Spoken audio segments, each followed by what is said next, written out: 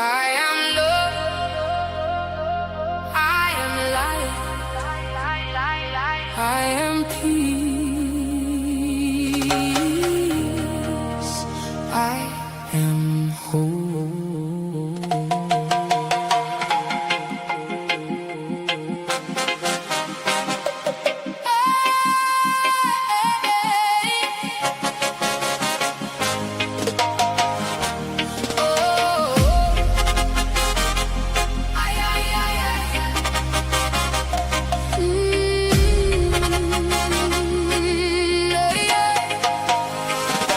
I peel back the layers of who worshipped me, the old conditioning, the past history. I strip away the labels, the weight and the names. I step out to shadows and out of the gates. My trials were clouds, not the sky that is true. I return to the essence, I'm starting anew. I stop living in moments that no longer exist. I release every memory I used to resist. The past has no power, the past has no tone. I find the melody I've always sung. I don't waste my breath on the if or the why. I let the old versions fade out and die. I am here in the now where the magic begins. This is the moment where light always wins.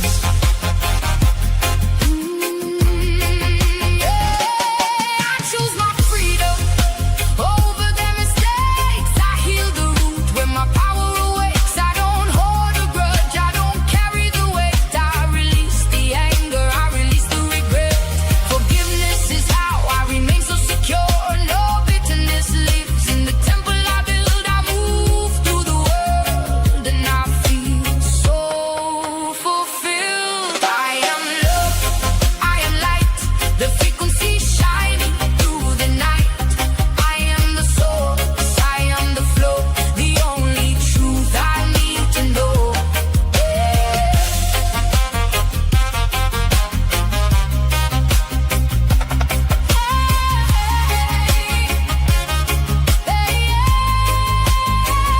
Every person I meet is a mirror I see, reflecting the state of the love inside me. If I see a shadow, I shine even more, until love is the only thing left on the floor. Nothing outside has control of my feel. To the power of love, I'm completely healed. I am the peace that I used to see. Love makes the ego look small and weak. See how love finds me every single day. See how kindness always leads the way. See how I am the frequency I hold. I am the spirit, I am the goal. See how blessings follow my name. I am the spark, I am the flame. Every new breath is an upgrade in time. I am abundance, I am divine. I am love, I am light, the frequency shining through the night. I am the source, I am the flow, the only truth I need to know.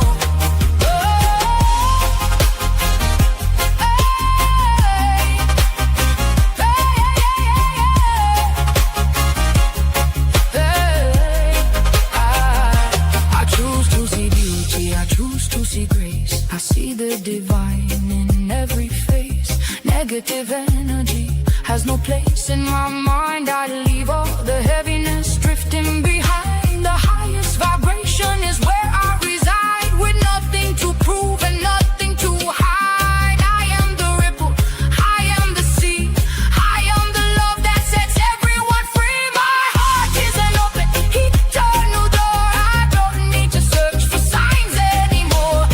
I am the answer, I am the way, I am the sun in the middle of day. I am grounded in truth, rooted in peace as I love myself.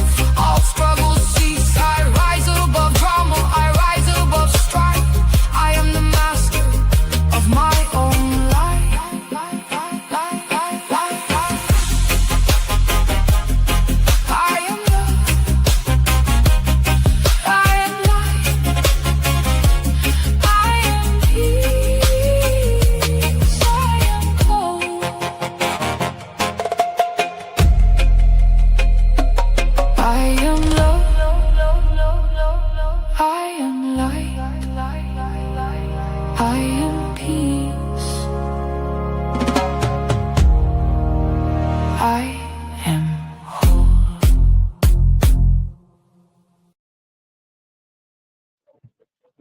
Well, good evening. Welcome to the Do Better Ranch. I'm Denise and I am your host. Who's in the background? Yes, I am coming to you live tonight. I'm looking out the window at the beautiful tall pines. I am at 8,000 feet elevation in Alpine, Arizona.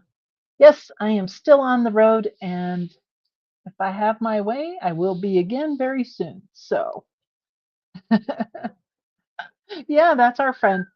I'm sure as soon as he hears that you're here, Ren, you'll be hearing bubbles in the background. In the meantime, I can let's see, hold on. I think we can put a little substitute in here just for you, Ren. Singer, boo. Good job, buddy. Bubbles and a tickle, tickle, tickle. Okay, listen.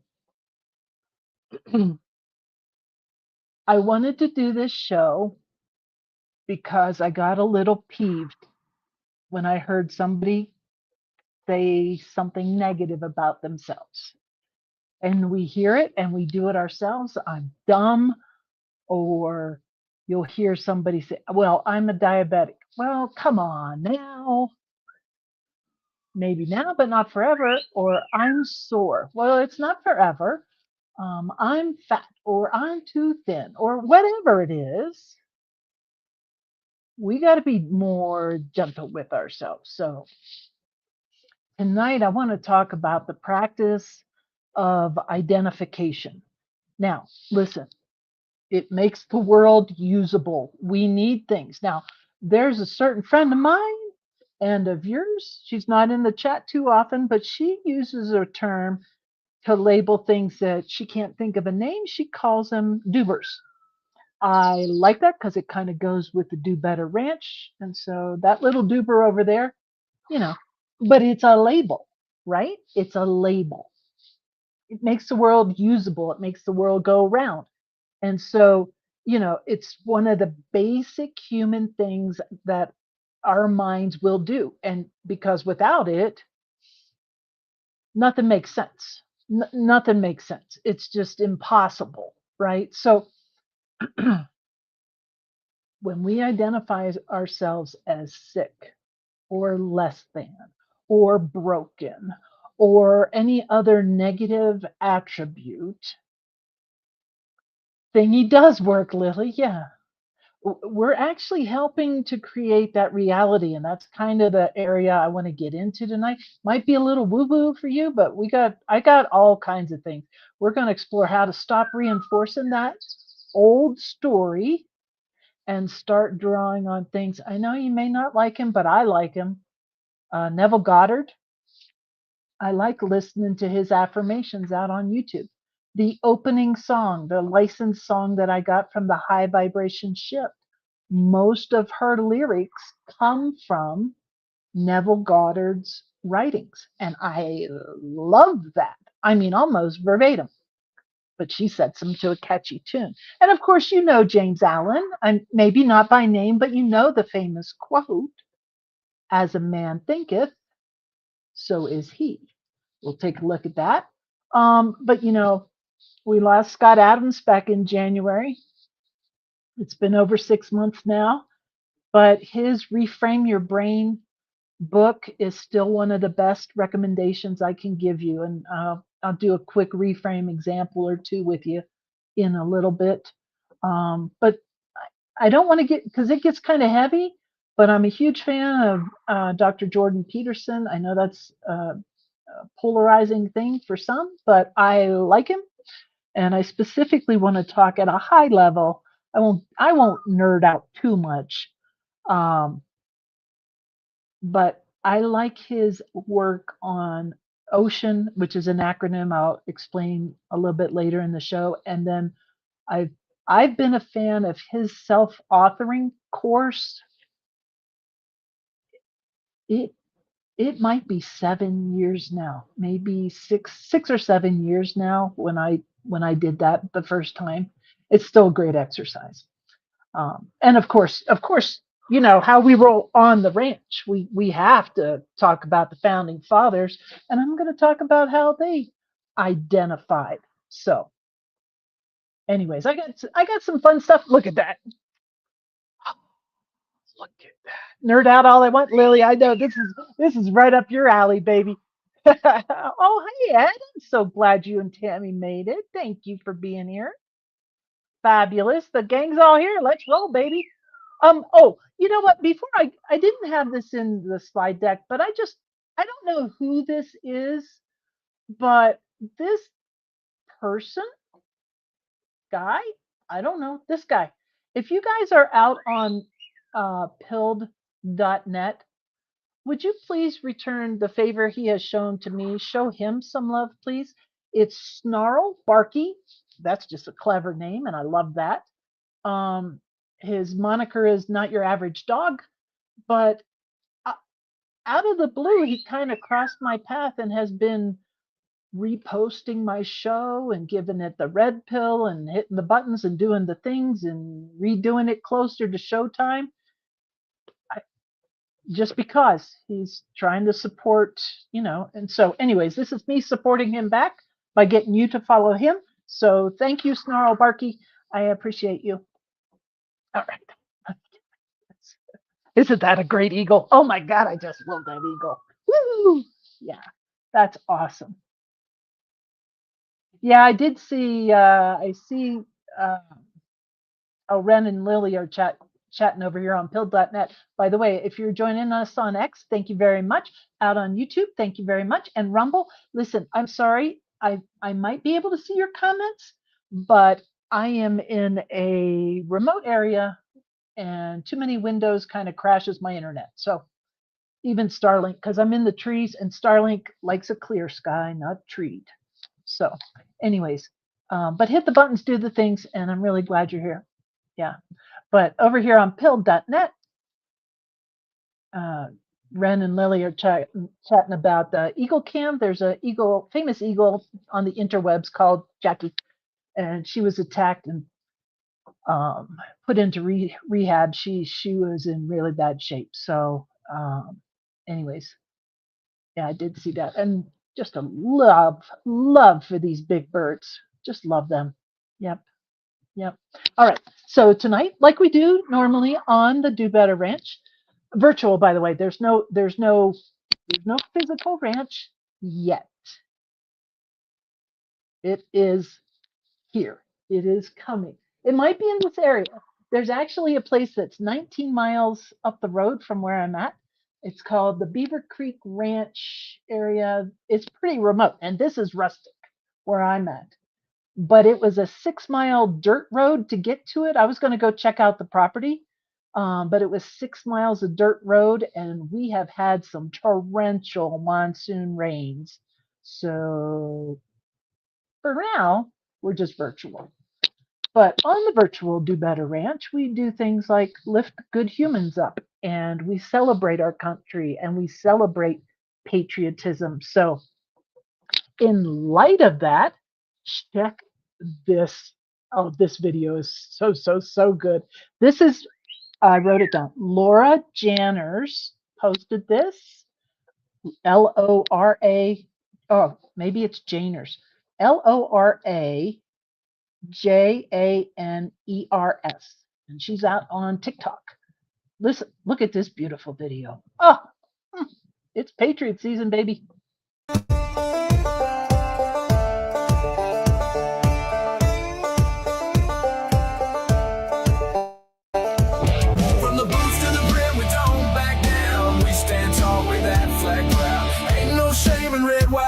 If you're looking for a fight, you found me.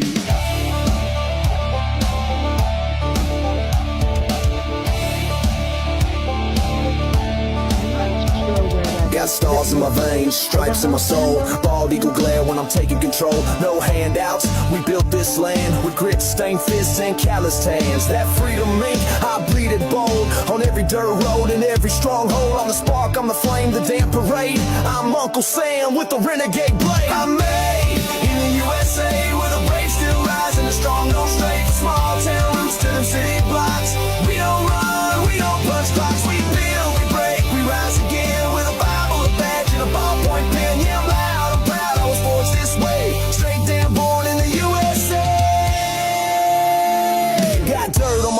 fire in my chest. Freedom tattoo across the Kevlar vest. Ain't just talk, I live that pledge. From the coastlines out to the mountain edge. Salute the troops, respect the shield. We fight for real, not some highlight reel. From cookouts to shootouts to sunset fades. We ride with pride, never throw no shade. I'm made in the USA, where the brave still rise and the strong go straight. For small town roots to them city blocks. We don't run, we don't punch clocks. We build, we break, we rise again. With a Bible, a badge, and a ballpoint pen. Yeah, I'm loud, I'm proud, I was forged this way. Straight damn born in the USA. Shotgun in the rack, don't tread on me. Got a flag flying high in a red oak tree. Came from mud, but I walk with kings. American muscle and eagle wings. I pledge allegiance with my boots on tight. Blowing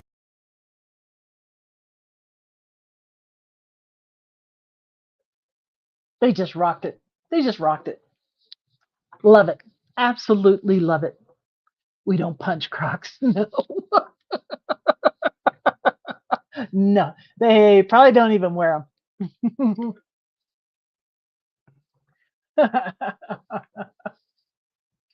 That's a good tune. Good tune. Yep. Now this doesn't have any music to it, but I still liked it. So funny thing. I made well, it was almost just shy of 660 miles on Saturday.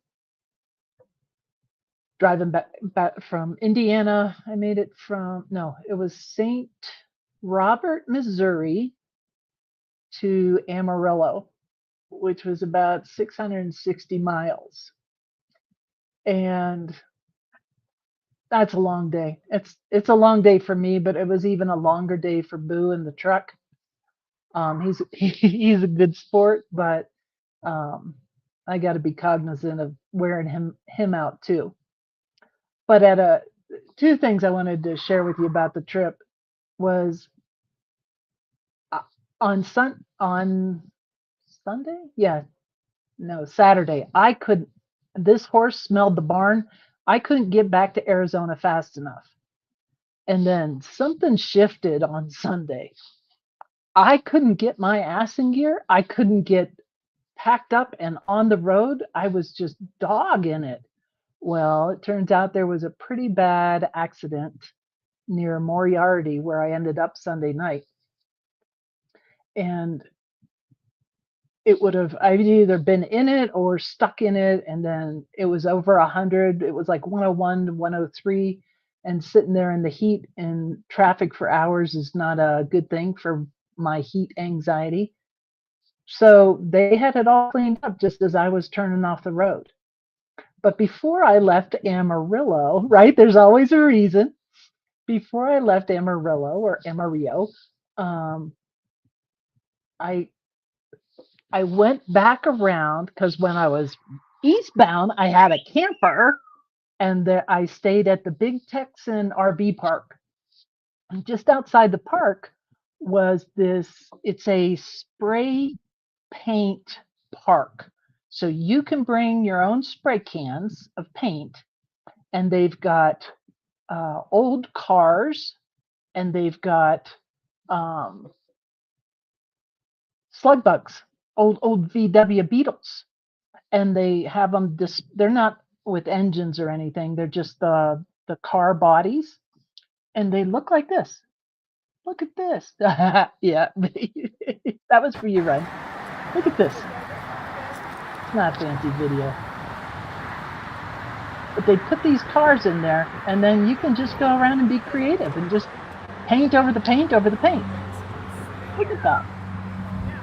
But this is right outside the RV park in Amarillo, where I had stayed on my eastbound trip, and I didn't take the time to stop on the way out, but I decided to dawdle and take some time to enjoy the park. So that was kind of cool.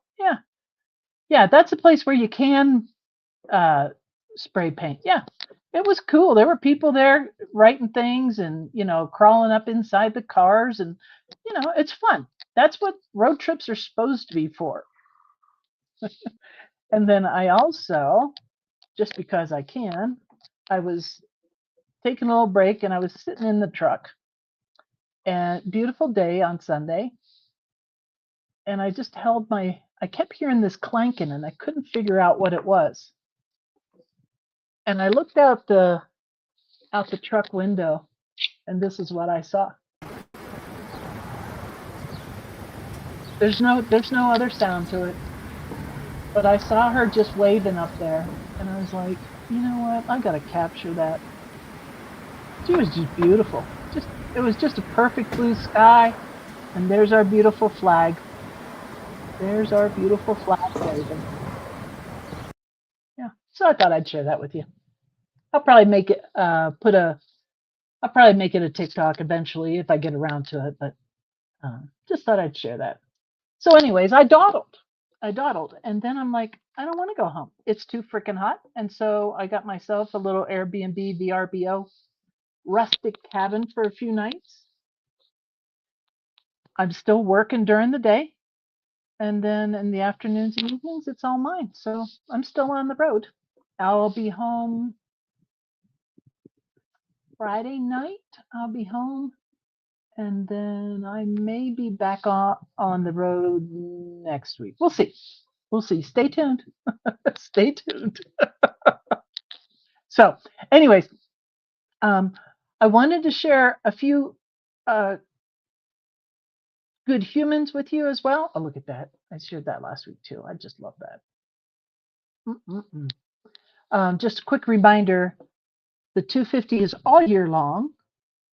And just because we're celebrating 1776 this year, just remember it took till 1789 for us to get George Washington as our first president. And it took a little while longer to get the Constitution ratified. So let the party continue, friends. And of course, you know,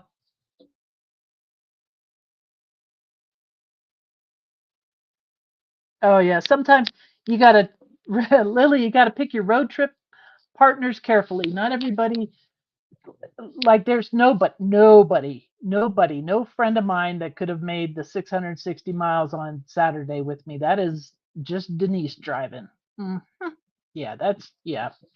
Nope, we're not stopping. Nope, we gotta go. Yeah, and you heard it here first. The Patriot season does last from President's. Well, I have May 1st there, but I bumped it back to President's Day all the way through November 11th, which is our Veterans Day. Now, here's some good humans. Yeah, it is nice getting to be the passenger sometimes. Yeah. All right. Now, last week I talked to you about Salty, and maybe he figured out Rumble to watch. I don't know because I don't have it up, so I can't see the chat over in Rumble, or if he figured out how to use the chat. But this is for you, Salty. He wanted to know about going live on TikTok, and I haven't done that yet, but I'm thinking about doing it. But I just want to give a special shout out to Salty just because two things. One, he promotes people to do their own research. Love that. And two, he's helping people. This is a good human. Okay, thanks, Ren. He's helping people, but you got to do your own research. And I will tell you, on my eastbound trip that started in May, I was having some issues with my joints. And, you know, I'm a big fan of putting salt in my coffee, but I had got away from putting it in my water. And so I've been taking, this is just me. You got to do your own. I don't know how big you are, how little you are, but I usually take a pinch like that. Now I already have one pinch in here, so I just doubled down. But Salty's got a great way of making a concentrate. It's a little tricky for me to be on the road doing that because, but next road trip, I'll build my little concentrate ahead and take it on the road. But this is way more hydration than you could ask for. And the minerals, here's what's happening. My left hip my left hip hurt so bad. It was just constant spasms and shooting pain. Now, the spasms are typically an indication that your electrical system isn't working. And so salt is a great conductor for that, and it makes the electricity not spaz out. And as soon as I started upping my salt intake, and it's not scientific, I'm just doing what fits me. But as soon as I started doing that, I could go up steps. That's a big deal. I could walk without pain in my hip. Now, Sunday, Monday, I didn't do the salt. And yesterday I was sore. And I'm like, okay, that's a good test. That's how I test. I test what I promote on me, but you got to do your own research. And that's why I want to encourage you to go follow Salty out on TikTok. I don't know if he's on the other platforms or not, but show him some love. He's a good guy. I know he's from New Mexico, and he's battled his own demons, but go find him and cheers. It is good hydration. The best hydration. And this isn't just salt, gang. This isn't salt. There's I saw somebody in his comments was talking about Baja Gold. Maybe, I don't know. I haven't tried that one. But this is the one he recommended. And I even bought it on his TikTok shop today. I bought a 5-pound bag of it from him just to show him some love. But it's got minerals in it, and the minerals are the magic. So anyways, to your good health. Anyways, oh, they so lied. Oh, the lies. Oh, their noses should be a mile long, Lily, for the lies. Yeah. Oh, that's good. I'm going to try the Baja Gold maybe, but I'm so happy with this and the almost instantaneous results that I get. I get no money for this. I'm just passing along knowledge. Do with it what you will. But I big fan. All right. All right. That's one good human I wanted to bring back up into your radar as well as Snarl Barky. Let's see, who else do I have? Oh, Nobody Left Behind. Listen, they got their foundation running, and God, with me on the road, and Lee and I have been chasing texts back and forth. But listen, these guys are doing some great work. I'm going to try to share a screen. Yeah, let me see. There's no sound or anything, but I just want to show you their website. It's NLB. Here. Hang on just one second, Ed. It's at. I don't know if you're out on TikTok. I can text it to you later. Let me get this first, and I'll come back. NLB Foundation. Okay, so this is their foundation site. It's nlbfoundation.org. I still want to get these guys on the show, but I'm going to continue to promote them out even though they're not on the show. The image is a little dark, but listen, these guys are doing the yeoman's lift of work. They're trying to help people. This is a veteran-owned 501c3. They're making sure nobody in crisis is left behind. And it's not just veterans, but they've got safe housing, trauma recovery programs. They've got for sexual assault survivors, first responders, domestic violence, all of that. So anyways, give these guys a little love. It's nlbfoundation.org. And show them some love. All right, let's see. All right, did that work? Did it work? Did you see it?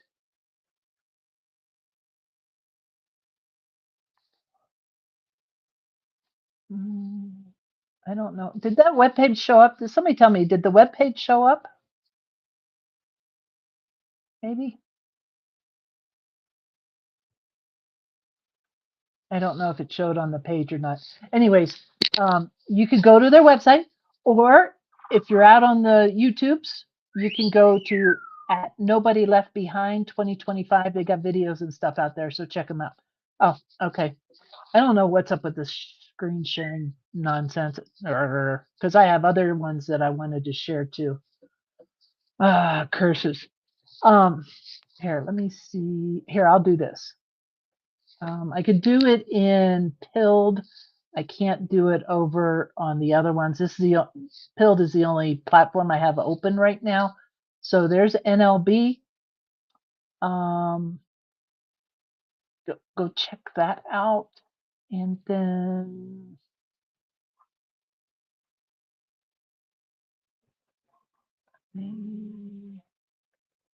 do, do, do.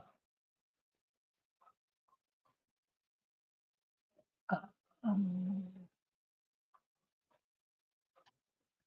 copy.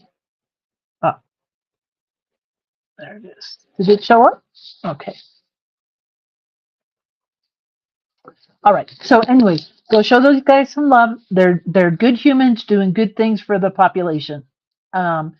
This is, and I got a typo on the page. I'm so sorry to Hinderless. This is a combat veteran run nonprofit like NLB.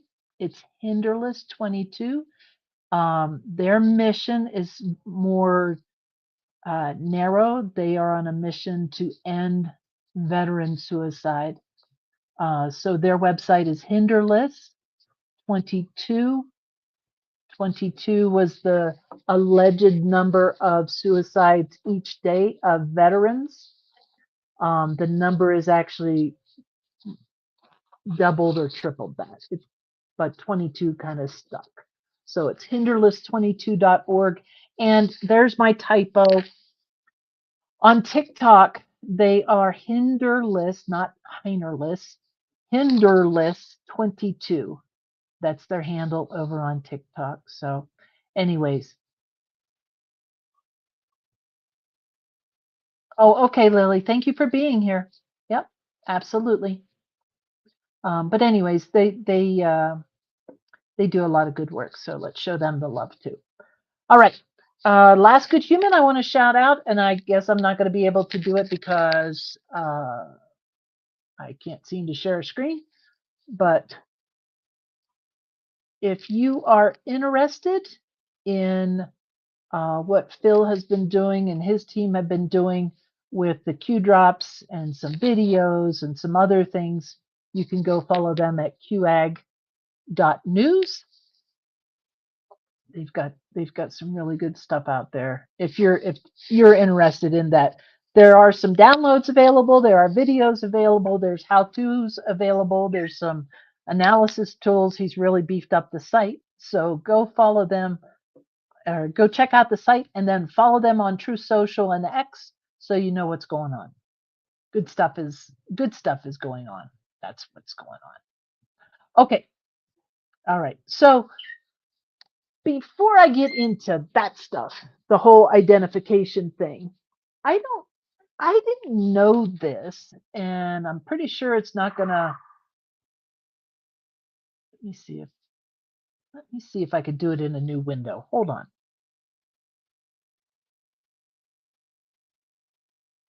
Come on, StreamYard, help me out here. Okay, let me try this. Let me set it up before I try to share the video. So this is a post from President Trump over on Truth Social. And what I didn't realize was that Mohammed VI, the King of Morocco,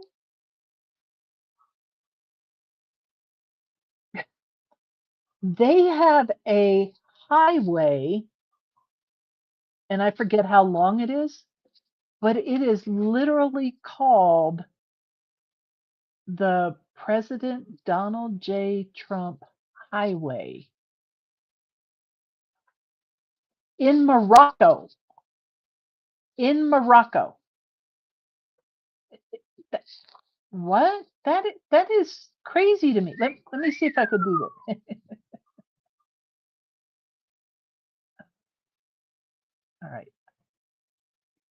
Is that showing? Let me see. Morocco.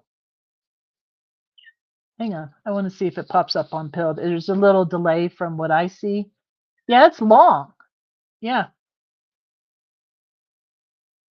I couldn't just download the video. Let me see if I can do that.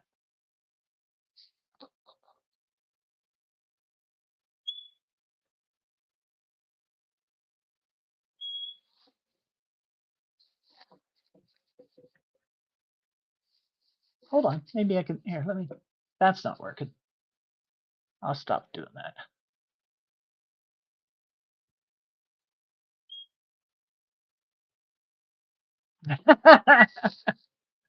All right, let's see. It's still downloading. All right. We'll give it just a second. Yes, I know, Boo. All right. I know. Let's do a little vibing while we're waiting on the download. The clock strikes midnight, the floor starts to glow.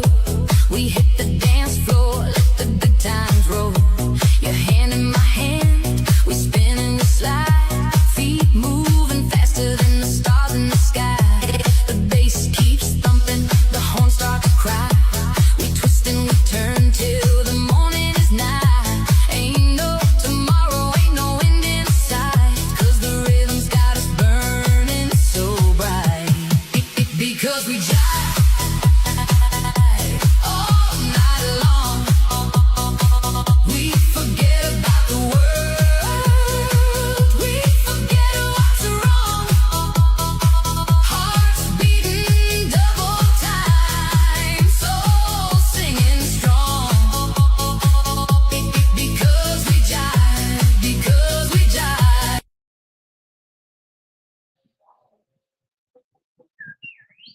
One of these days, I'm moving like that.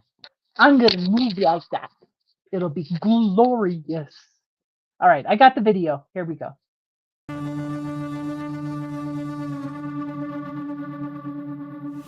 This is in Morocco.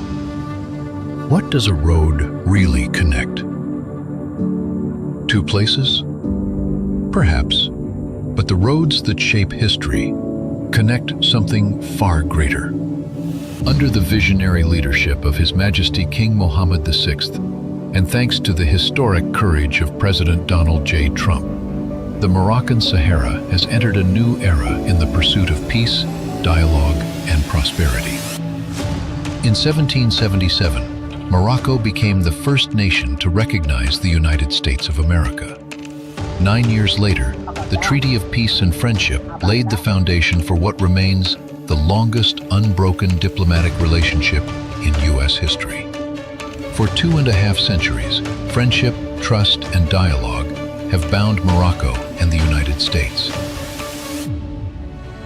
And today, the President Donald J. Trump Highway is its most concrete and lasting expression.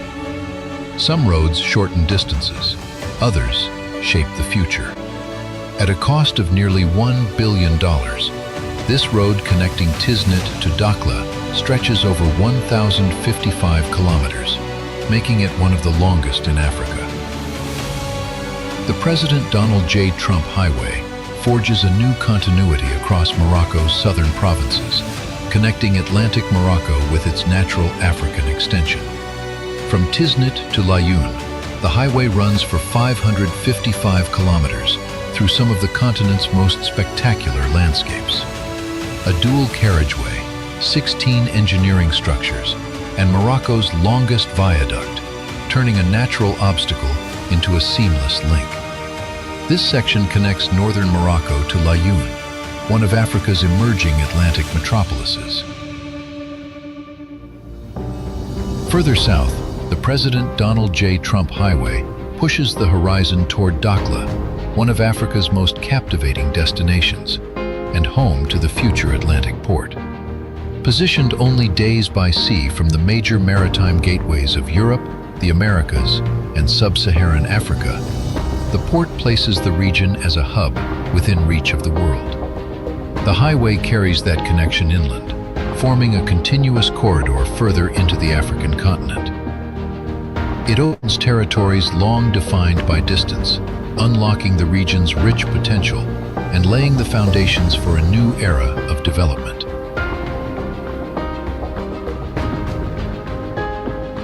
Across its 1,055 kilometers, the President Donald J. Trump Highway is more than a road.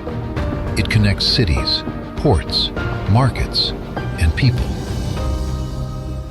It is proof that when two nations united by friendship and a shared vision choose to act for peace, nothing can stand in the way of prosperity. Under the Royal Initiative to provide the Sahel states with access to the Atlantic Ocean, the President Donald J. Trump Highway strengthens the link between the Atlantic and the Sahel states and reinforces Morocco's southern provinces as a strategic gateway between Africa and the world. What does a road connect? A shared past and a future shaped by a mutual vision forward. The President Donald J. Trump Highway, the peace road for prosperity.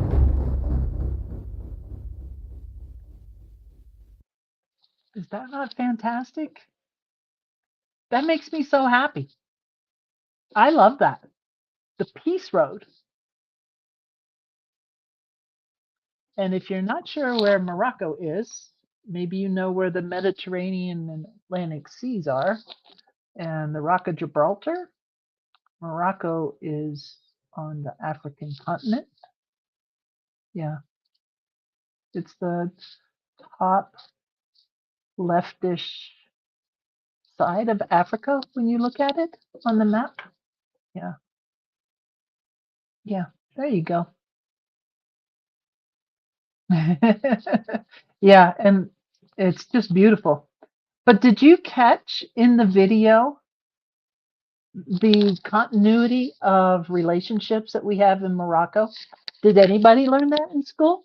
No, we did not. Did anybody in school ever care about Morocco? No, we did not. I like the music, I like the food. Never been there, but yeah, how about that? Longest standing state relationship in the world with America, and nobody talks about it. How about that? Good stuff. Anyways, so let's get into this labeling business. You know, listen, we got to label things or there would be chaos. There would just be chaos, right? But the problem with labels, and this is one of the things why I have backed off on politics, not the country. No, no, no, no. Not patriotism. No, no, no, no. But I've had it with the shitbirds on both sides. I said what I said. There are people not acting their age. There are people being immature on both sides. And they're letting labels and how they identify get in their freaking way of being a good human. And I'm not having it. I'm not having it. And so, anyways, that was kind of another driver for this particular topic. Because when you are rigid in your thinking, there's no room to grow. There's no room for communication. There's no room for civil discourse. And I don't know if I told you guys or I told it on another show, but when I was in Pennsylvania with my brother-in-law, I sat and had a perfectly lovely conversation with Doug for a couple hours while the music was playing. So we couldn't talk while the music was really loud, but we sat there and had a great conversation because we were two humans enjoying music. Later found out that he was a staunch Democrat with allegedly TDS, and it panicked my sister and brother-in-law that I would be talking to him. Seriously. The nonsense. It's foolishness. So all I'm going to do is present you present you with some knowledge. And maybe it resonates, maybe it doesn't. But I would love to hear back from you if you decide to apply any of the things that I talk about tonight. Because in order for us to rebuild this country, the vision that I have of what it is in my mind, what it is right now, I'm ignoring reality. And the reality that I'm making in my mind is if you want to be political, please go forth. If you want to be apolitical, please go forth. It's in the Constitution. You have the right. It's an inalienable right, if I'm not mistaken. Listen, you do you. That's the premise. Until you butt up against my rights, and that's where we're going to have to disagree, right? You are not the boss of me, doo-dah. You don't get to tell me how to think. You don't get to tell me how to live my life. I am a sovereign being on this planet. Mm-mm. No, no, no, no. That is what liberty and freedom is all about, is finding our sovereignty, right? And I've talked about that on the show before. But even your freaking social media will label you. That is what the algorithm is doing. It is labeling you. You start, I'll just expose myself. You start liking heavy equipment videos, they will label you as someone who likes heavy equipment and feed you more of those. You like photography. They will feed you more photographers, right? Labels is what makes the world go round. But the problem, the crutch is when we are really rigid in our thinking. So these labels and how we describe things and how we ourselves identify as certain characteristics, certain behaviors, we need to see that as a tool, because I am telling you right now, how I feel about myself today is going to be different tomorrow. I woke up happy. I woke up smiling. The blue skies and white clouds and big green trees all around me. It's a good day. Now, maybe tomorrow isn't that way. That's okay. Just loosen up a little bit. But when I get up in the morning, I have that song that plays at the opening. I am love. I am light. I am peace. I am whole. That is my mantra in the morning. I am love. I am light. I am peace. I am whole. God bless the high vibration vibe for putting good stuff out into the universe. That deserves many gold stars and hearts, right? Anyways, all right. So think of it as a tool and don't get too caught up in it. I think Lily mentioned earlier in the chat about, diagnoses from doctors. Oh, you're a heart patient. No, I'm sorry. I had a heart procedure. That does not make me a heart patient. No, no, no. It was a temporary thing. Moving on. Oh, you have rheumatoid arthritis. You have RA. And then you start identifying with it, and now you act like you have RA. Stop it. You can heal yourself. You can heal a lot of the things that the world has lied to you about. Type 2 diabetes is 100% curable. I am convinced that cancer is 100% curable. I know, I said what I said. And I believe there are multiple methodologies that will help you heal if you have cancer. But when it comes down to it, when your ride's over, your ride's over. So start having a little bit of fun. Start getting out and seeing some things. Start getting out and seeing, what friends you could make. Let me tell you, Daily Insanity's here. Hello, baby. I'm so glad you're here. Oh, that's so lovely. Listen, I love being on the road with Boo because Boo is it's a conversation breaker. So Boo has, okay, so I have 3 cages for Boo. just 3 cages in the backpack, but okay. I overpack. I'm working on that. So his little trailer, like we were at Buc-ee's. I like going to Buc-ee's. They have nice, clean restrooms. They have cheap gas, and I can get a breakfast sandwich for me and Boo, and I'll sit there and cheap ice. Oh, I get cheap ice too. And so I'll take Boo's little his little travel shotgun cage, and I'll set it on the tailgate, and then I'll set up our little breakfast, and then I'll just sit there and watch the people go back and forth. Gang, I love doing that. I am an introvert stuck in an extrovert's body, but it gives me a chance to plug into humanity. And as much as I want to pull back and hermitize myself, I have got to be out there socializing. It's good for your mind and it's super good for your heart. And personally, for me, that is how I honor the memory of my father.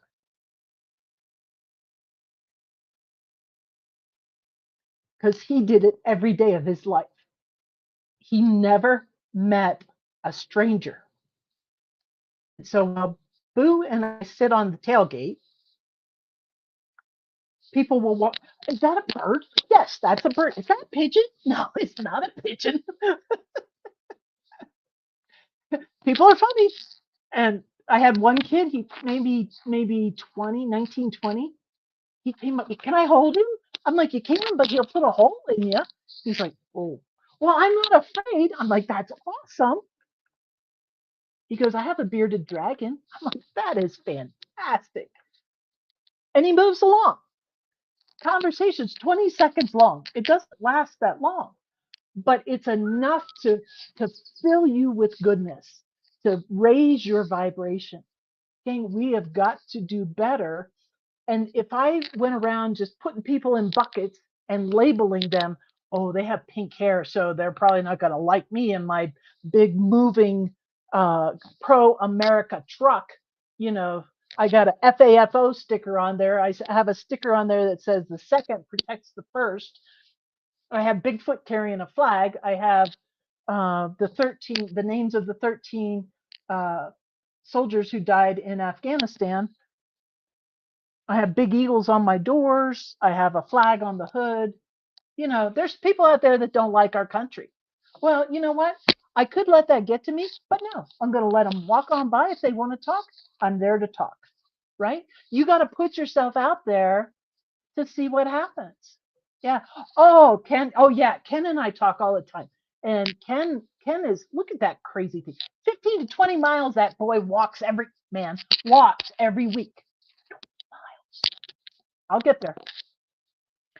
But he gets to socialize not just the dogs, but he socializes himself. Otherwise, he would be just stuck in his house without an avenue to connect. And once we can break free of these labels and this practice of identification to rigid identification, I think we're going to be a lot better off. I think so, anyways. So here's a little challenge. Absolutely, Ren.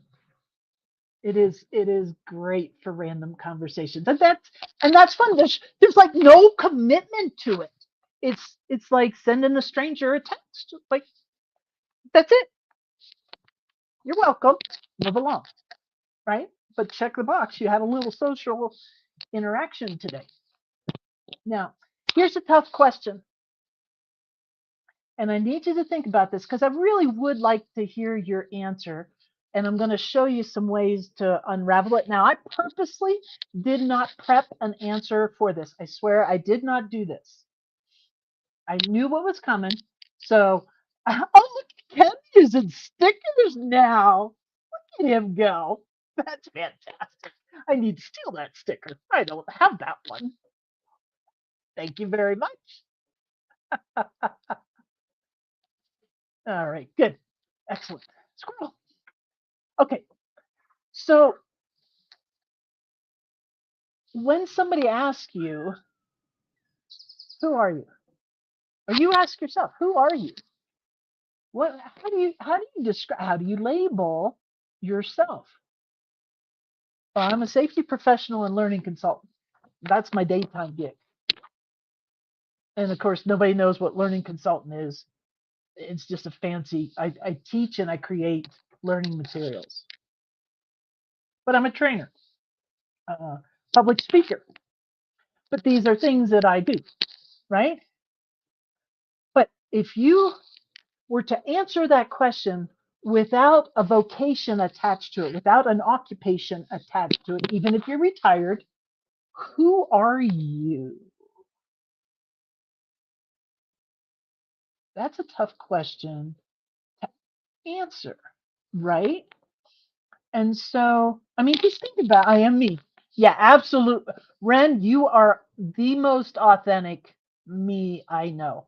I love you for that. Absolutely. You're many things in a little package. Yes, you are, Ken. Oh, Tammy, a child of God. Yeah, these are all good answers, right? But, you know, now I used to teach Sunday school, but that's not my jam anymore. But in the Old Testament, Exodus 3, there Moses and God are having a little chat. And so, God tells Moses that his name is I am that I am. Gang, that phrase, I am. Again, it's in the song that opened the show. Go back and listen to it. I am. I am peace. I am love. I am light. I am whole. I didn't do it in order, but you got the idea, right? I am has power. It is beyond biblical. And if Old Testament isn't your jam, how about the New Testament?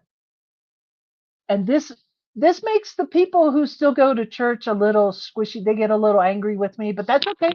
I'm not judging you. I'm not judging you. But this is one of the verses that I memorized, and it is, or a variation of it, has stuck with me since little. All these things and more.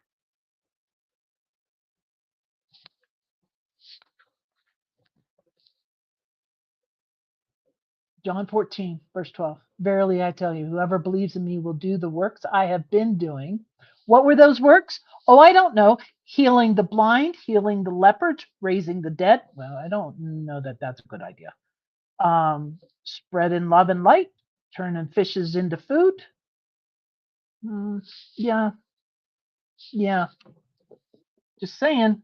I'm not saying get above your raisin. I'm not saying that. But I'm saying don't shrink. Do not shrink yourself. You are a powerful being, and you have cut yourself short for too long. Break the chains, and let's see what happens. Let's just see what happens. And so I don't know if you know this name or not. You can go find a gazillion because it's not copyrighted. So there's a million YouTubers out there that will take Neville Goddard's work and AI voice over it for 8-hour videos. And it will just repeat mantras. I am mantras. And the whole thing that Neville Goddard's writings was trying to show us is this whole I'm trying to lose weight. I can't do that.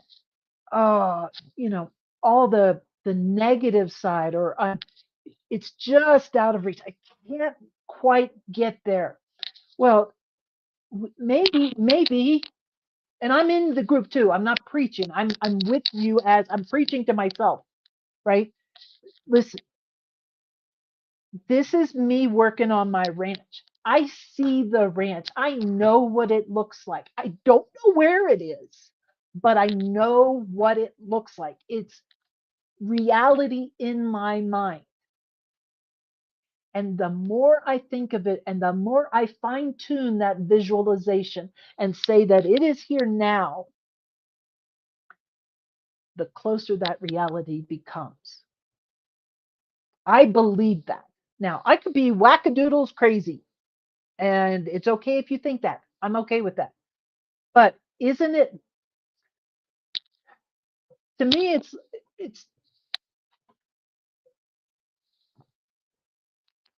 it's better than being just pissy all the time or down in the mouth all the time. Do I get down in the mouth? Do I get pissy? Oh yeah, I'm human. But when I'm really working on what this life is for me, I'm taking my power back.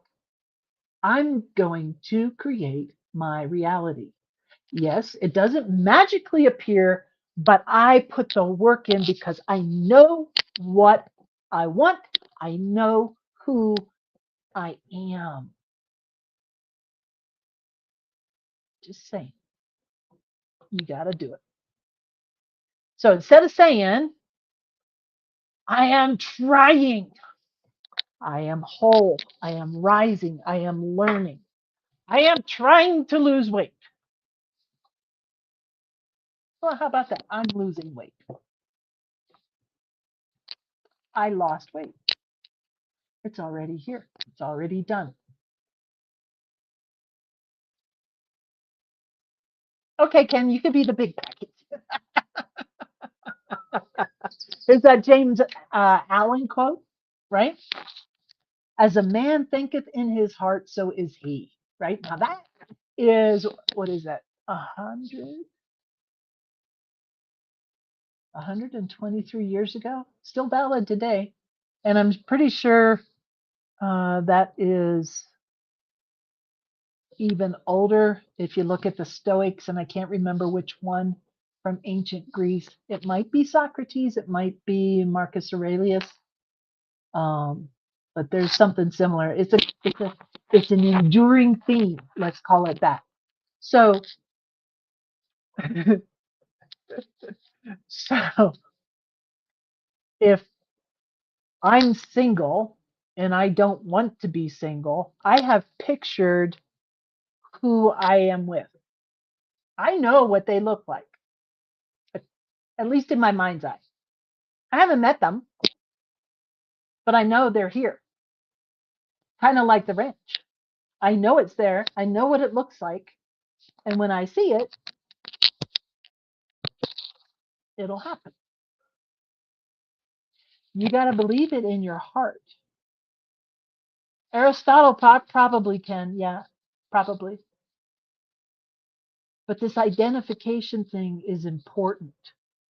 How we talk to ourselves is important. How we picture ourselves is important.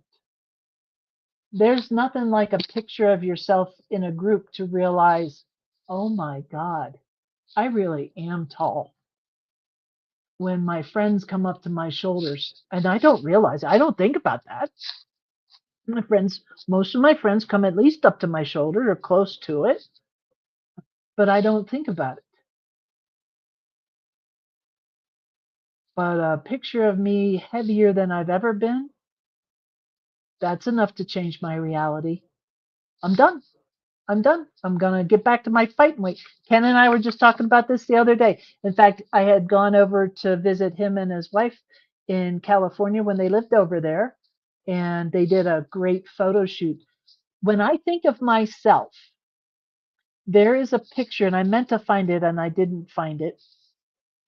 There is a picture of me in Ken and Jennifer's backyard where we were doing this photo shot. I needed headshots to be out on the road as a public speaker. Of course, pandemic changed a lot of that, all of that. But at the time, I was trying to build a portfolio of talks that I could give as a public speaker and have headshots that would go with it. And there is one shot from that photo shoot that I put on my bio all the time, because that in my mind is how I picture myself. Now, you guys that haven't met me, I am 6'1" and a bit. Yeah, might be closer to 6'2", but I round down. And I'm well over 200. well over 200. And if I don't stop, I'm going to be scaring the hell out of 300 pretty quick. No, not that much, but that's not me. In my mind's eye, it's that picture. It's their tulip tree in the background. I had one of my pretty scarves on at the time. I think I had a blue top on. Good hair day. But I also felt good. And when I think of myself, I think of myself with that image. And someday when I'm done on this ride, I really hope that they use that picture in my obituary. Just saying. Ken, hint, just saying. Um, but what's the picture of you? What's a picture of you that you really like? That's the picture you got to hold on to and say, I am. I am. That's me, right? Yeah. I probably share too much. I probably share too much. All right. So you guys know that I love Scott Adams and I really freaking miss him. He he podcasts every day. He did 7 days a week, even while he was fighting stage 4 bone cancer or prostate cancer or whatever the hell took him out. But the knowledge he shared will endure. Just like that quote, as a man thinketh, so is he. That endures through the decades, through the centuries. What Scott Adams did with his book, Reframe the Brain, taught us, those of us that consumed it, that the mind is an interface. And if you are struggling with addictions, any type, if you are struggling with low self esteem, if you are struggling with bad habits, it is a reframe that can get you back on track, kind of like what we want to do at the Do Better Ranch. If you get off the rails for a little bit and need a little refuge, that's what we're going to do at the ranch. Come get a cabin, hang out in the garden. We'll have a campfire. Maybe I'll get Ken to play his guitar, whatever. But you got to get back on track. And this reframe is a great way to do that. Let me see if I can find it. Yeah. Okay. So if you think of it as it's just better software. We all go through phone updates. We all go through software updates, right? This is me giving you an update for your mind and your heart, right? So let's go back to the question, who are you, right? So who are you? So if you are willing, if you're willing, remember, we need good humans to rebuild America, right? And the better we are, the better America is, in my humblest opinion. And so if I really want to answer the question, who are you? There's 4 things that I'm going to ask you to do. And the first thing is strip away every role, every title you've ever held. Whether you were a project manager, whether you were a grocery store clerk, whether you were an Uber driver, whether you were a heavy equipment operator, whether you were a cowboy, whether you were a meth addict, whether any title or role that you've had, I want you to just strip it away and look at you. Okay, just the basics. I'm a human on this planet. I am a female human on this planet. I am an American female human on this planet. And yes, that applies to you too, Ren.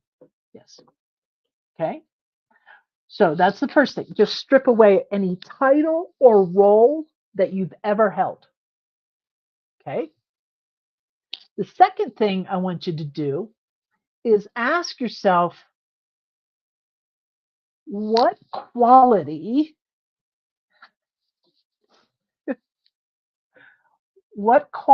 shows up in you when you are at your best? regardless of circumstances, when you are at your best, what quality shows up? And I have to share this because he has no idea how much he made my day. But my buddy Ken, I shared with him that I got invited back to speak at a safety conference for the 4th consecutive year. That's unheard of. Other than the people that run the conference, this will be the 4th year. It comes up in the end of September, beginning of October. They asked me back, and I'm beyond. They didn't even care what I'm going to talk about. They just, can you come? Yes, I will be there. And I shared this good news with Ken. And he goes, you were built for that.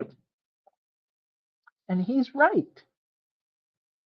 When I am on stage with an audience, when I'm sitting here with you every Wednesday night, this is me. This is all the wrinkles, this is me. I am like this all the time. When I get to talk to people is when I am at my authentic self, and it lights me up. I want you to, there is something for each of us. It doesn't matter what you're doing or where you're doing it at. If you strip away the titles and the roles, and then second, you think about what's the quality that always shows up when you're at your best. Are you happy? Are you friendly? Are you effervescent? Are you kind? Are you social? Are you helpful? What is the quality that's showing up? Are you, maybe it's when you're at your best, you're helping animals or with animals. That could be you at your best. It could be at your alone time. Maybe when you're alone, you're super intelligent and you can process a lot of information all at one time because you have, this is your best working environment, thinking environment, meditative environment, and you're rocking it. Maybe it's while you're fixing a car. Whatever you're good at, what's the quality that shows up when you're at your best right now? Right? Okay. All right. So that's the first two things. The third thing I want you to look at, how do you behave consistently when no one is watching?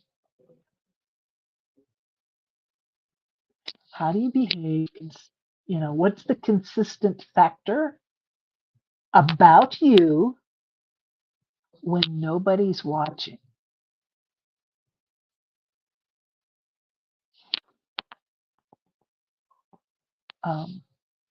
For me, there's a couple things. I'm always kind to a fault. I'm kind. I'm a kind human. I am. I am also a slob, but I am also I also like to look nice. I don't think that's vanity. I think it's self-care. So what do you do consistently when no one is watching? All right, that's the third thing. And then finally, the fourth, this is my favorite because I am telling you guys, I have some of the absolute top shelf friends that anybody could ask for on the planet. Some of them are related to me. Some of them I have collected over the years. Some of them are brand new, but they are top shelf humans. You know who I'm talking to. Number 4. What would I want someone who really knew me to say about the kind of person I am? How would they describe you to somebody else? What's that look like?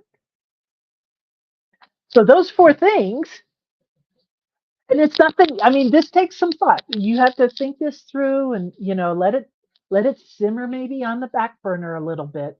But these are 4 steps that you could take to start looking inside a little bit, check into your heart a little bit to see, who are you?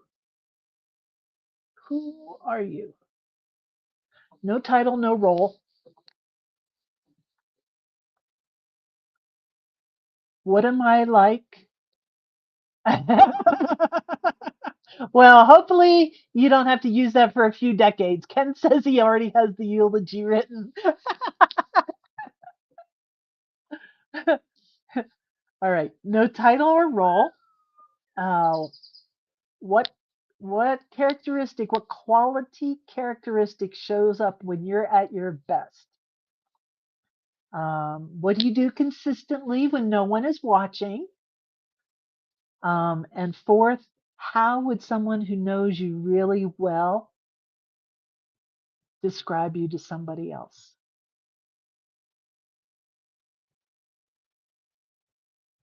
Then we're getting to the meat of it. Now, I'm gonna take a little pause there and let the chat catch up. I'm gonna see if I got a little video I can run here while you do that, because I want some answers. Oh yeah, here's. Oh, let's do this one. It's only 24 seconds. I want to know if the "Who are you" exercise with those 4 questions, does it make sense to you? Tell me in the chat. No one comes close. Americans pushed thousands of miles through a rugged land of untamed wilderness. They crossed deserts, scaled mountains, braved untold dangers, won the Wild West, ended slavery, rescued millions from tyranny, lifted billions from poverty, harnessed electricity. Yeah, it's only, oops, get yourself back up there. I've done this before. There we go.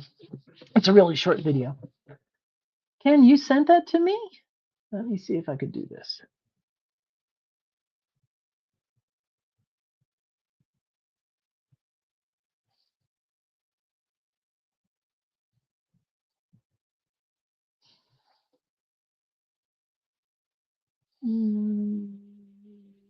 No.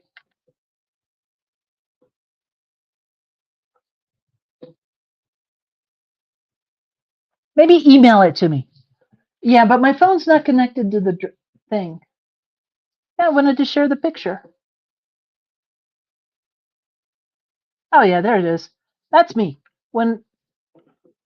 Here, I'll just do it this way. See that picture? That's who I will be again. That's me at my fighting weight. I was very happy. Well, not really, but I was hiding it. But yeah, Ken took that picture of me. Did we figure out when that was? Yeah, I love that, Ken. Thank you, baby. I appreciate that. Oh no. Oh, Ren, dadnabbit. I had a quiz. Thank you for sharing that picture, Ken. I love you for doing that. Yeah. Yeah, that is my picture. When I picture myself in my mind, that's the picture I always picture. And it's even more special because that's my friend took that picture. Yep. Did we figure when that was? Was that 17 or was it 16 or 17? I can't remember when that was. I'm sure the metadata will tell me, but thank you, brother. Love you for doing that. All right. Thanks. Okay. All right. So, 2018. Yeah, that was before the divorce. That was, yeah, before the pandemic, before I had to go on the road to work to feed myself. Yeah. Yep. I thought things were clicking back in 2018 and it all derailed, but that's life. Moving on. Yeah. So there's a difference. And, back in the I don't know if you guys are old enough to remember this, but back in the 70s, 80s, it was a go find yourself kind of movement. What a bunch of bullshit that was. We shouldn't be finding ourselves. We should be authoring ourselves. Like you were sitting down to write the book that became you, right? That's why Jordan Peterson's self-authoring course is totally worth the mental strain and pain it causes to go through it is so much worth it on the other side. I guarantee you, if you try, go look up a self-authoring course. He was offering it for free, but then he went over to the dark side on the Daily Wire. Pardon me. So I don't know if it's still free or not. Oh, salty water, yummy.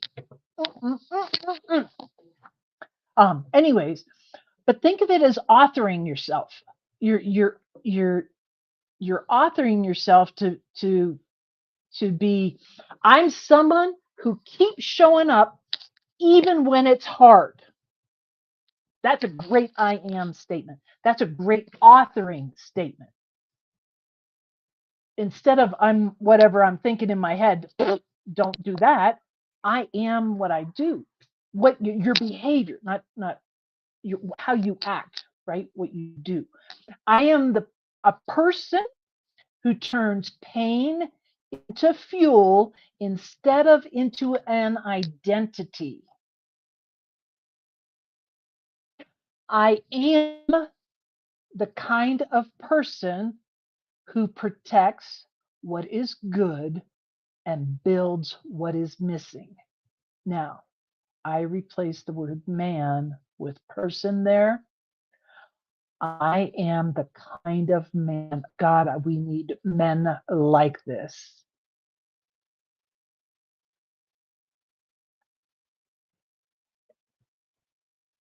I got to get back to that in just a second. I am the men, if you're listening, I am the kind of man who protects what is good and builds what is missing. And the chat that just caused me to lose my train of thought was from Ren. For those of you that aren't on Pilled, maybe we need to stop telling ourselves we have to do anything and just learn to love who we are. Otherwise, we risk thinking we're never good enough. Enough. This is finished. Where's Lily? Done. Put. Finished in sign language. Done. There's energy. You're shooting out energy when you do that too. That's a good physical way to say enough. Yeah. I got a couple. I'm looking at my notes here. Here's a couple more I am statements. I am someone. This is so me. I am someone who refuses to stay small once I see a better way. Come on now. Come on now. Last one. I am a person who authors my own story instead of repeating the one I was handed.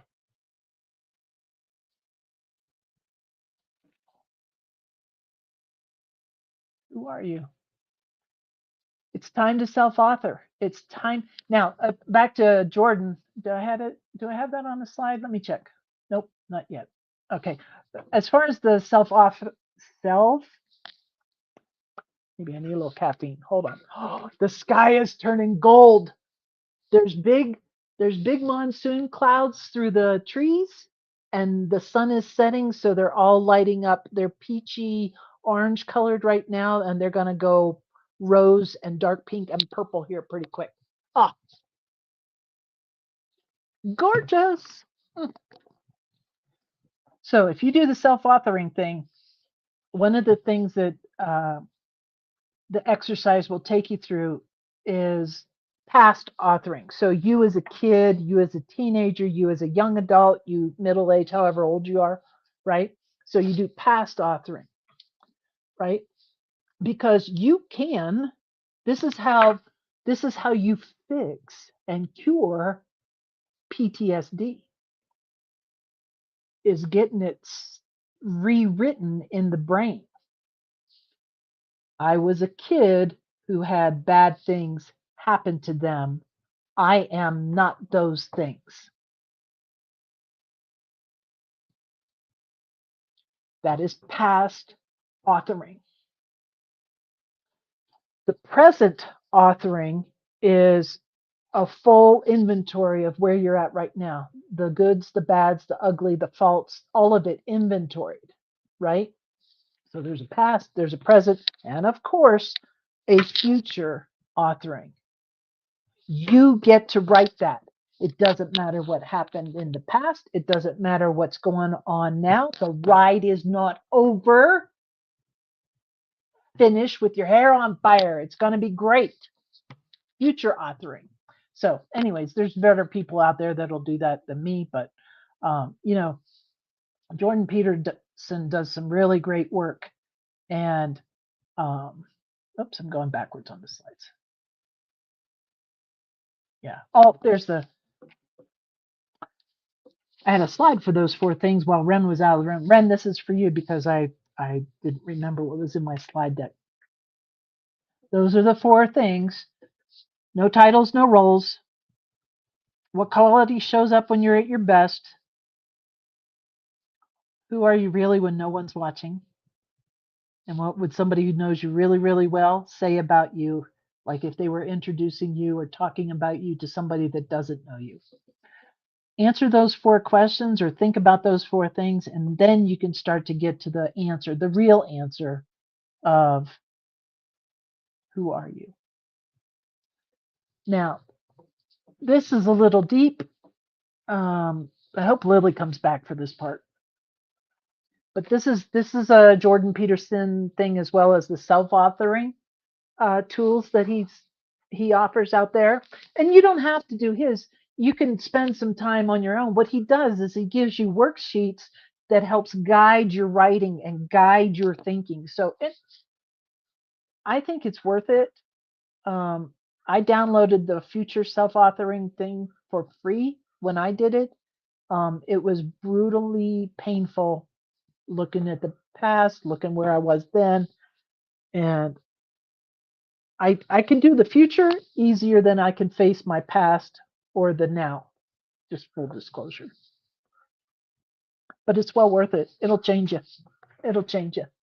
So one of the things that Jordan Peterson offers is this acronym called OCEAN, right?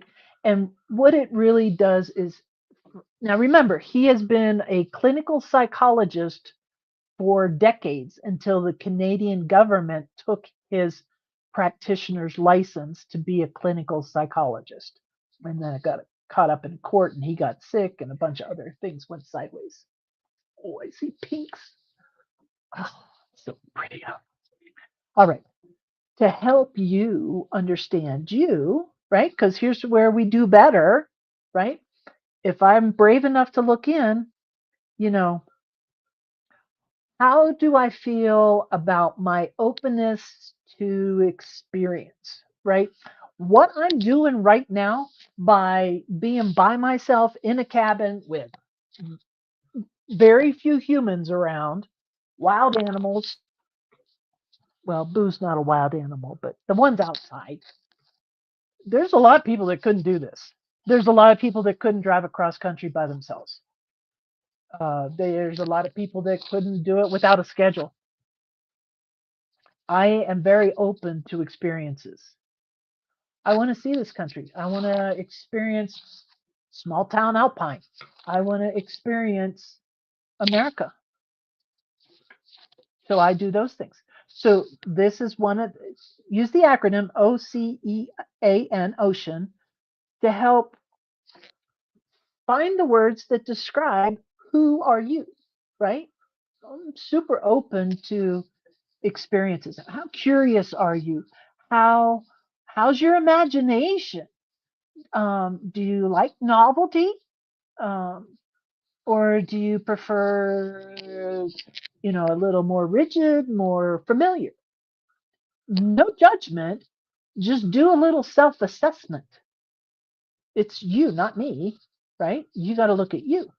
For the C, conscientiousness, you know, how conscientious are you? This is in your industriousness, this is your orderliness. Now, you guys know I'm a farm girl and I grew up having multiple jobs, paid and unpaid, right? We had housework, we had wood to split, we had farm work to do, we had hay to bring in from the field. Um, we had grapes to manage in the vineyard.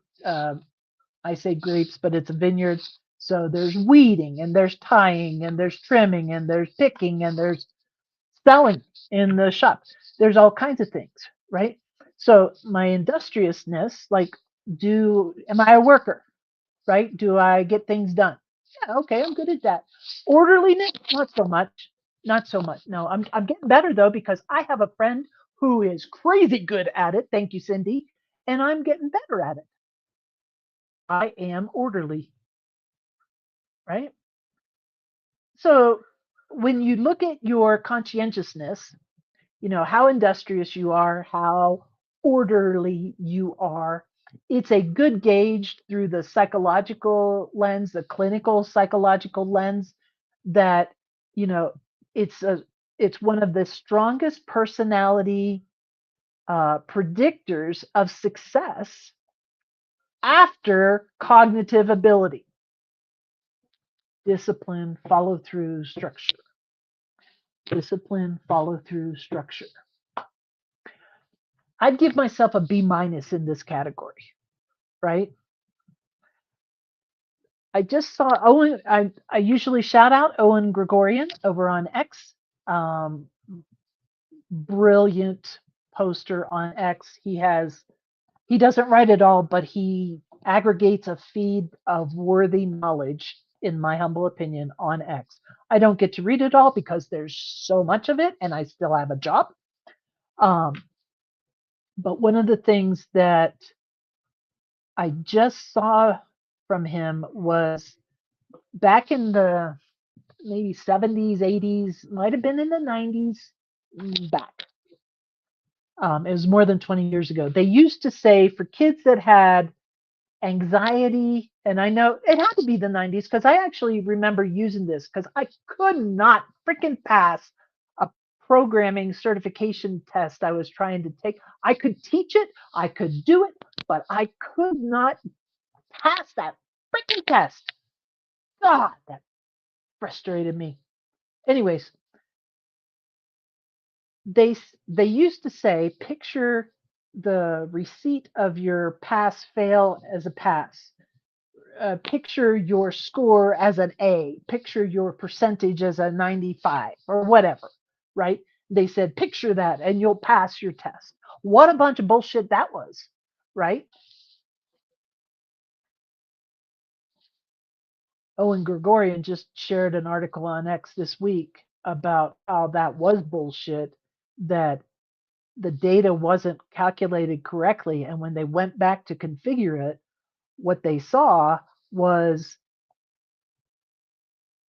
yes, it worked if somebody had the cognitive ability to pass that exam. Apparently, I couldn't do that. I did eventually,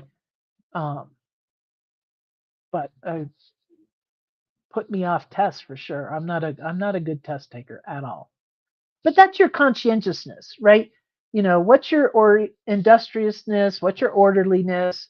This is the predictor, strongest personality predictor of success right after cognitive ability. Yeah. Discipline, follow through, structure. All right.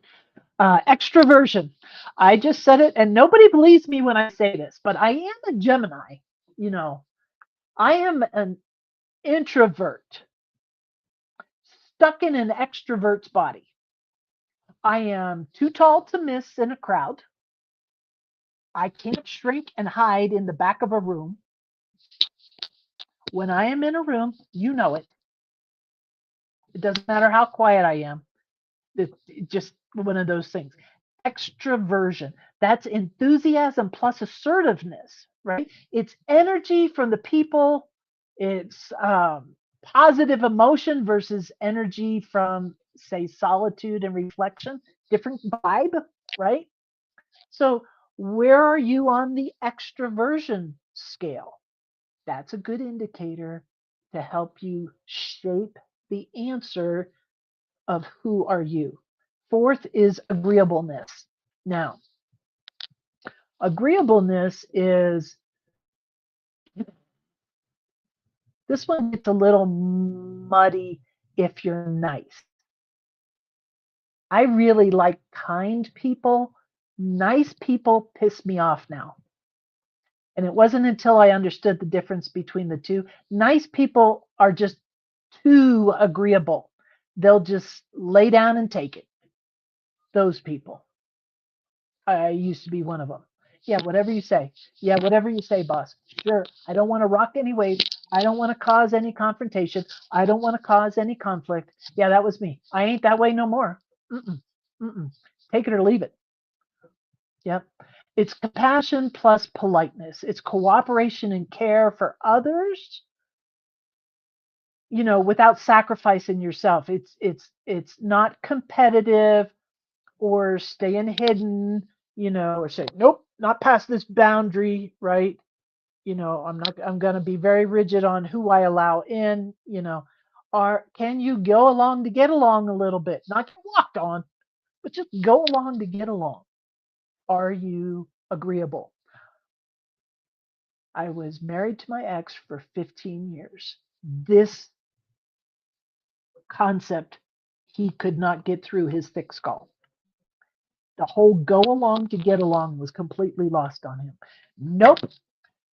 For instance, I hated going to restaurants with him because it did not matter. It did not matter where the hostess or host sat us.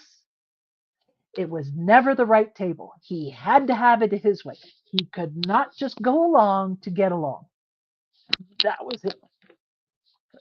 One of the many fun features. Right? Yeah. How agreeable are you has a lot to do with the shape of the who I am question or statement. And then finally, I know this sounds a little crazy. The N in ocean, it stands for neuroticism, right? So it's it's withdrawal and volatility, right? So how sensitive are you to negative emotions? Oh, I can redline that scale. If it's negative, I don't have anybody that watched the after party on Saturday night on Foxhole Squares knows I was pissed. I'm not hiding it. There was a guest, so I didn't speak up. I was being agreeable, but it lit me up and lit up my neuroticism.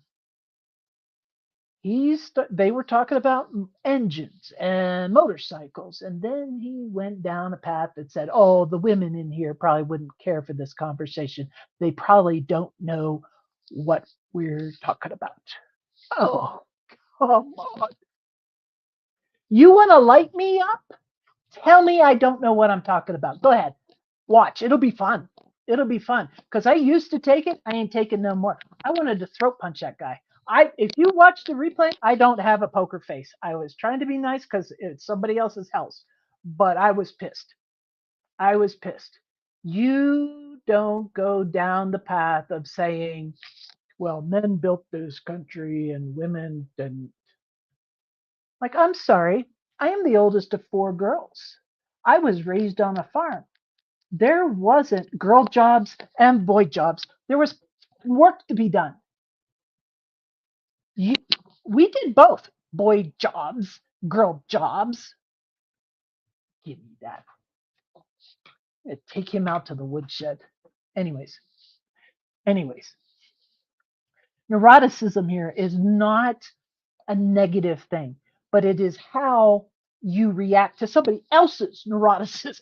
How do you react to somebody else's negative emotion? How can you process that and maintain some sense of decorum? Do you get over it quickly? Do you let it pass?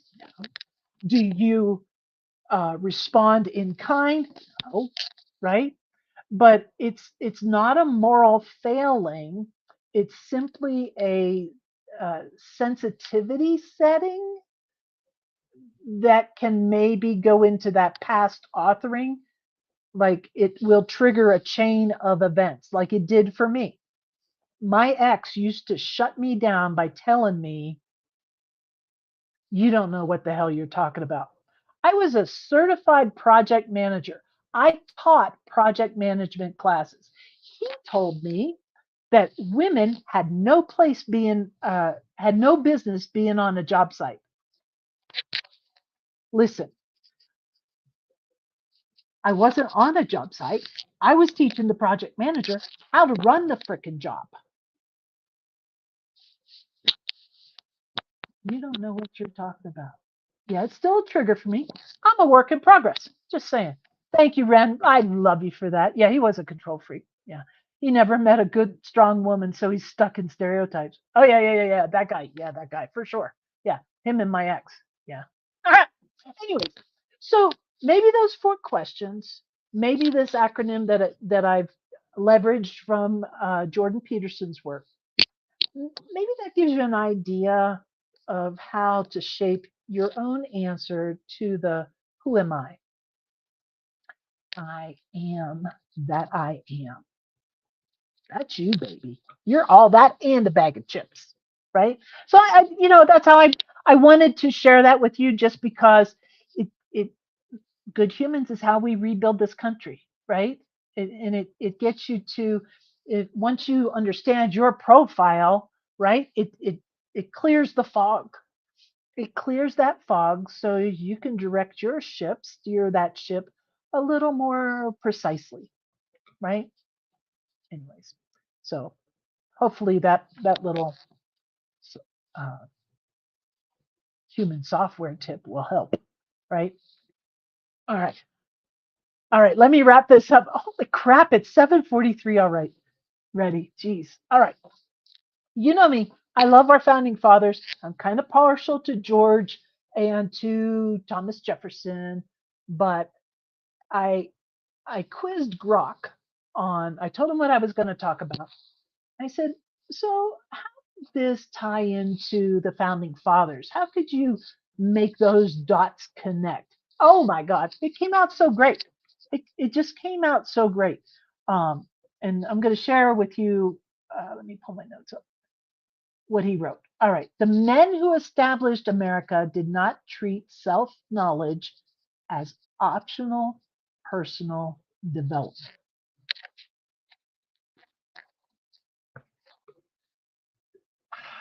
They treated it as a civic and moral necessity.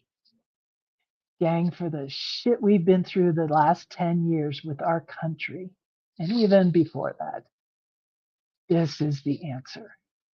Knowing who we are as individual helps shape who we are as America. And as America goes, so goes the world, right? And this is from Grok, but I still love this statement. A free people can only remain free if the individuals who make up that people first learn to govern themselves. Come on.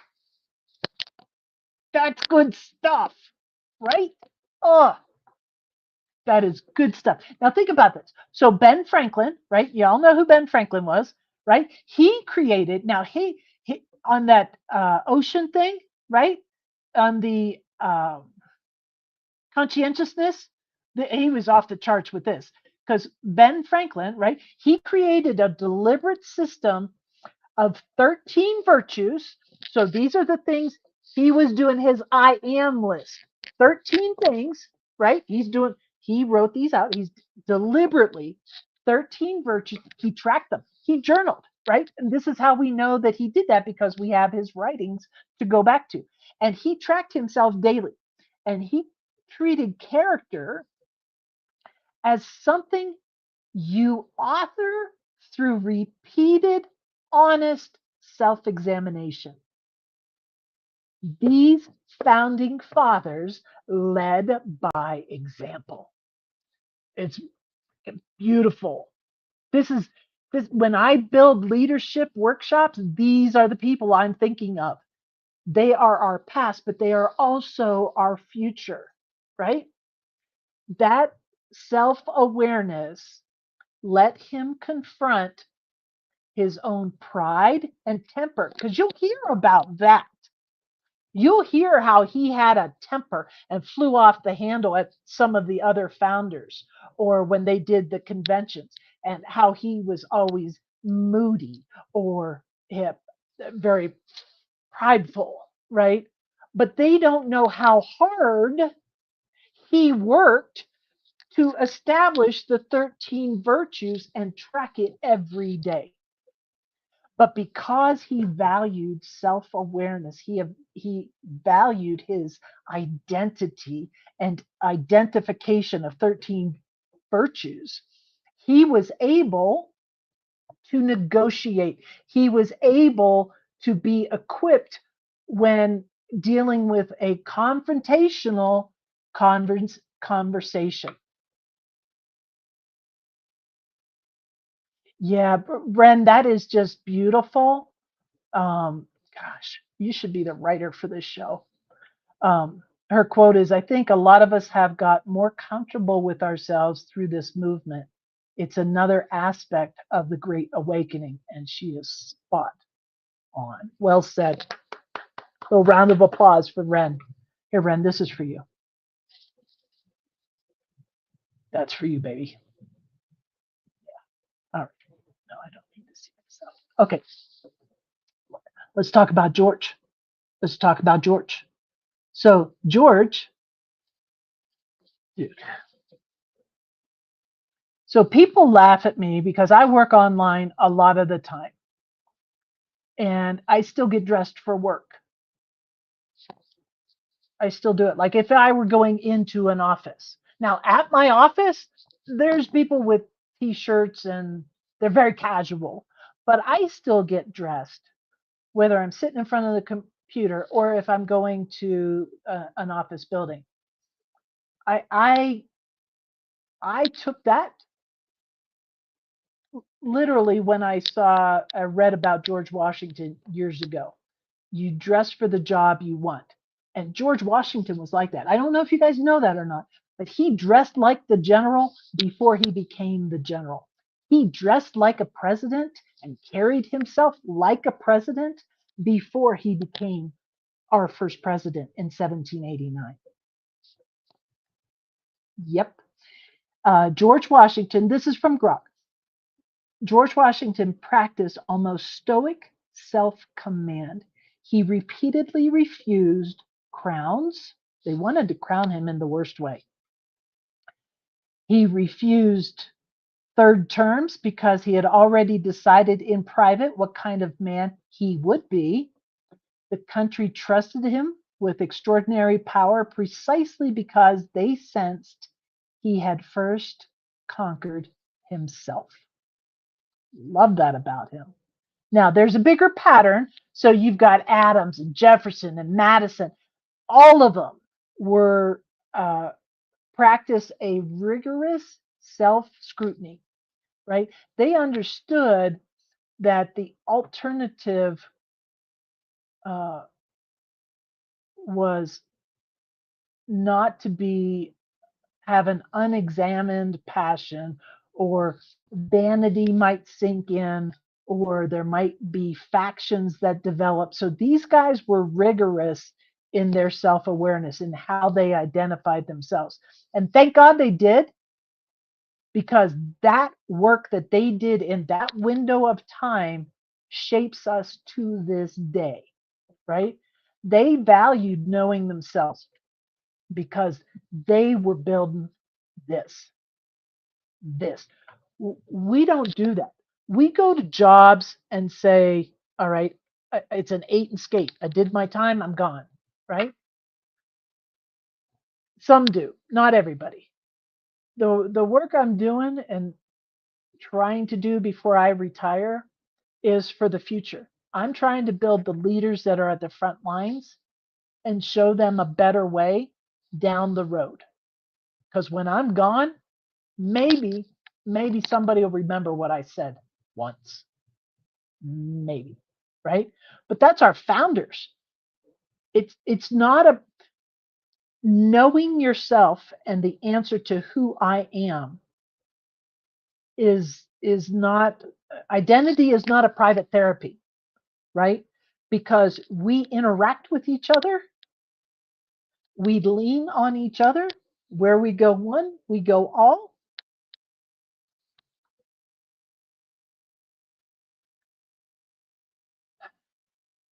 The more we know about ourselves, the better we answer the question daily, who am I?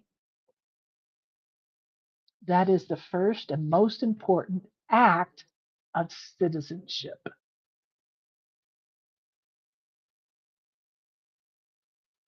I'm not backing down on that.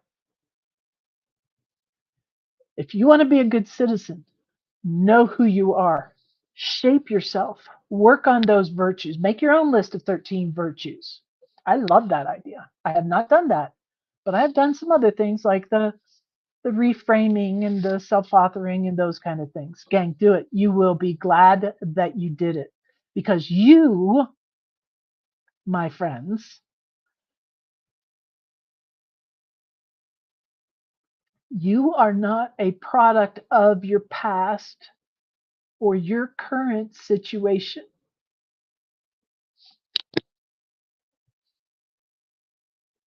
You are the author of your life. And there's only so many pages left in the book. If you need to tear out some pages and rewrite them, now's the chance. That's why I wanted to do tonight's show. Scripture gives you the creative power of the I am. James Allen tells you that your thoughts shape you. Neville Goddard shows you how to occupy that new state in your imagination. In your imagination. Make it real now. Scott Adams, how to reframe a current situation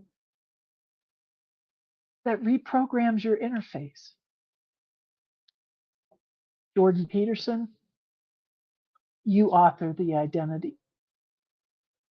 Create your own coherent life story. And founders, yeah.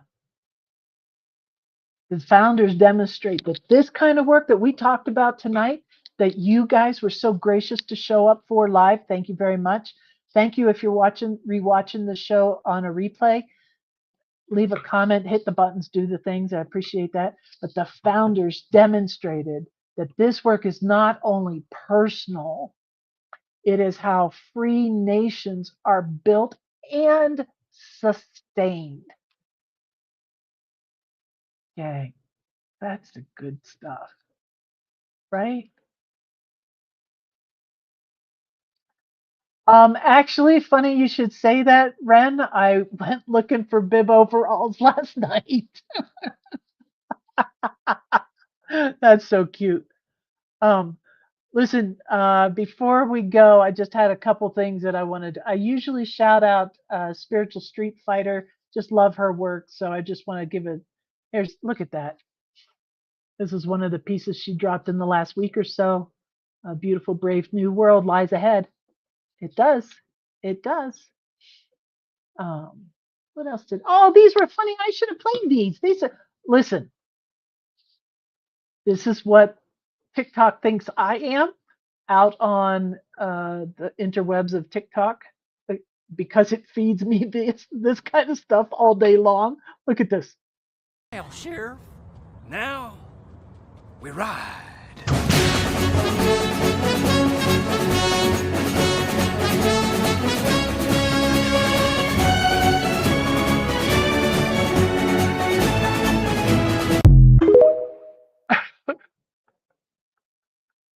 One more time. One more time. It's just too funny.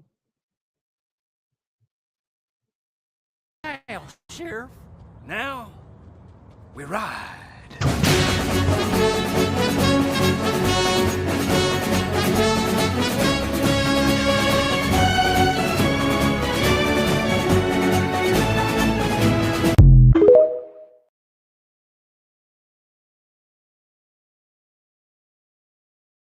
Gotta unmute. That's all I have for tonight. Thank you so much for being here and being so active in the chat. I really appreciate you being here. Thank you so much. Until, oh my gosh, hey, it's August this weekend. I will see you in August next Wednesday. So until then, keep your powder dry. Happy trails, friends. Let's vibe out.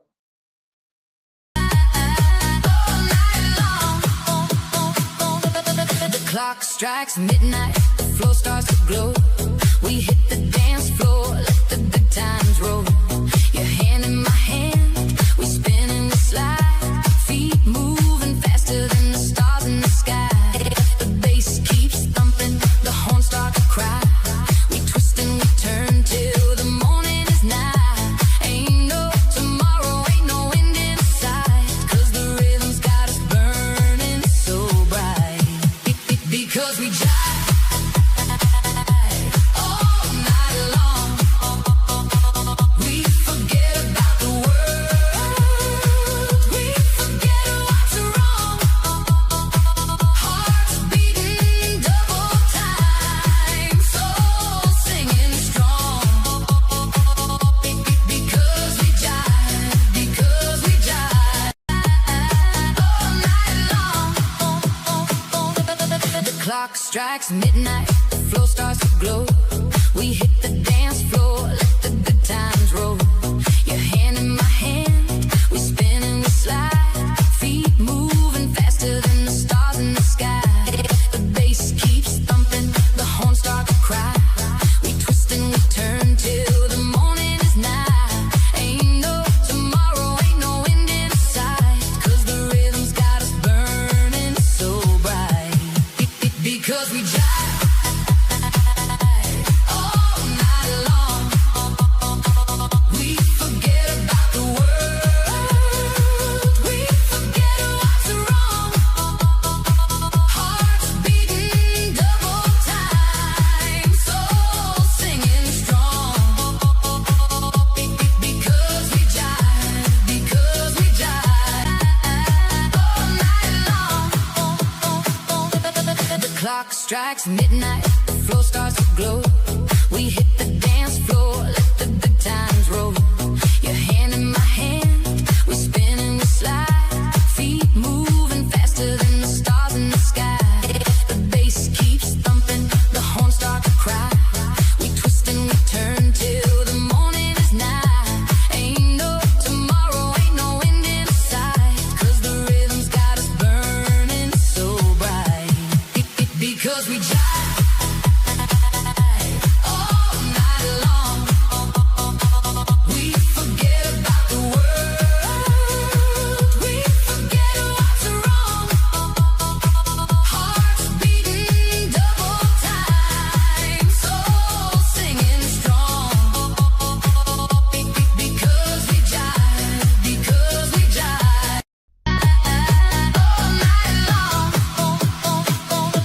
The clock strikes midnight, the floor starts to glow.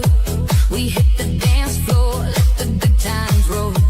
Your hand in my hand, we spin and we slide. Feet moving faster than the stars in the sky. The bass keeps thumping, the horns start to cry. We twist and we turn till the morning is nigh. Ain't no tomorrow, ain't no end in sight. 'Cause the rhythm's got us burning so bright. Because we jive all night long. We